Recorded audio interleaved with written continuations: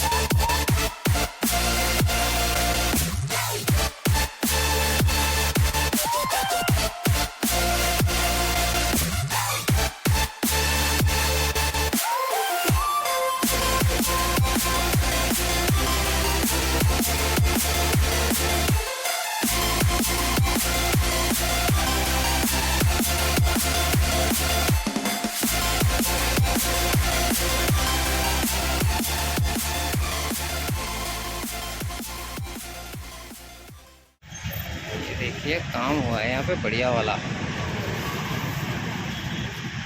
ये है दुकान और ये है भैया। और दुकान की कर दूँ मैं ज़रा।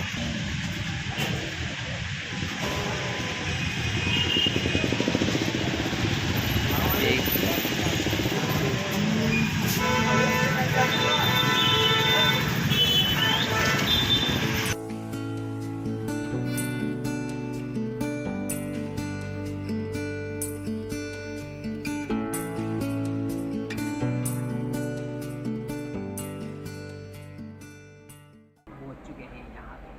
मैंने अपनी गाड़ी का काम करा दिया है। काम मेरी पसंद करी हो गाइस, अगर आप वहाँ जाके बिल्कुल भी काम ना करें। बकवास एक नंबर का काम होता है, सब जुगाड़बाजी। और आप पहली बार आए